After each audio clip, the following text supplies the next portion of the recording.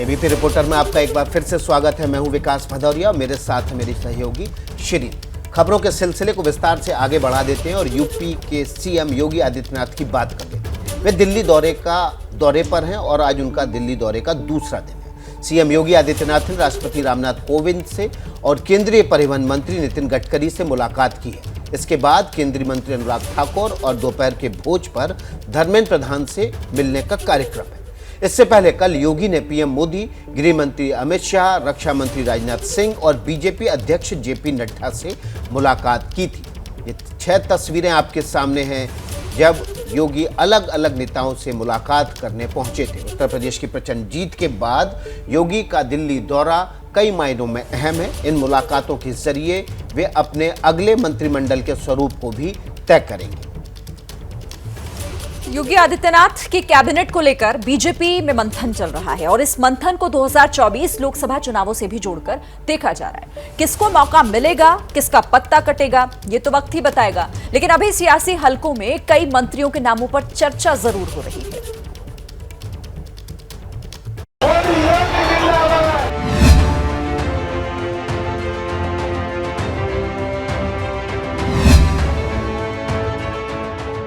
UP चुनाव में प्रचंड जीत के बाद और ताकतवर बनकर उभरे योगी आदित्यनाथ फिर से सीएम बनेंगे, ये तो तय है। लेकिन योगी के मंत्रिमंडल में अंदर कौन रहेगा और कौन होगा बाहर, इसी को लेकर अब मंथन जोरों पर है। नई सरकार की रूपरेखा को लेकर योगी आदित्यनाथ दिल्ली आए और प्रधानमंत्री नरेंद्र मोदी के साथ मुलाकात की। इस बैठक से ये तय होना है कि 2024 लोकसभा चुनाव के मद्देनजर योगी कैबिनेट में कितने और क्या बदलाव किए जाएं। यूपी के कितने डिप्टी सीएम होंगे, 2 या उससे ज्यादा, इसको लेकर भी चर्चा चल रही है। सवाल ये भी है कि दिनेश शर्मा और केशव प्रसाद मौर्य का क्या होगा।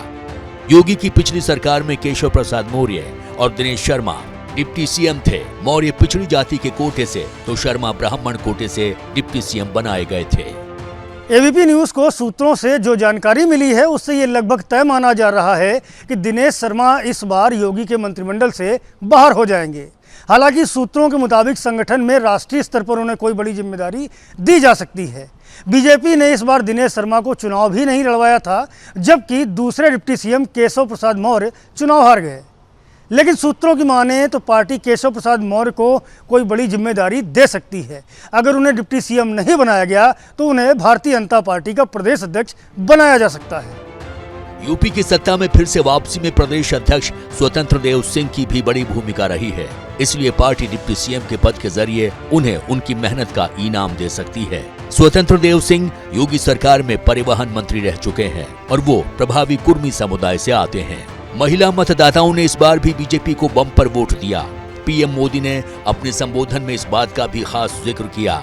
इसलिए सूत्रों के मुताबिक बेबी रानी मौर्य को बीजेपी डिप्टी सीएम का पद दे सकती है। बेबी रानी मौर्य जाटव समुदाय से आती हैं।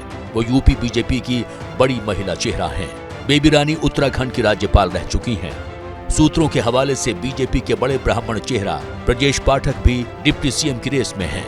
ब्रजेश पाठक योगी सरकार में कानून मंत्री रह चुके हैं। वो लोकसभा राज्यसभा के सांसद भी रह चुके हैं। बात मंत्रियों की करें तो पुराने चेहरों के साथ साथ नए चेहरों की भी योगी कैबिनेट में एंट्री होना तय है। कन्नौज से विधायक असीम अरुण, बलिया से विधायक दयाशंकर सिंह और नोएडा से विधायक पंकज सिंह को योगी के कैबिनेट में जगह मिल सकती है।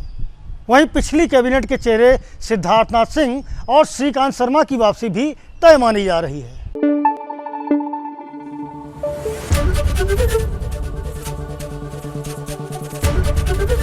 एबीपी न्यूज़ आपको रखे आगे।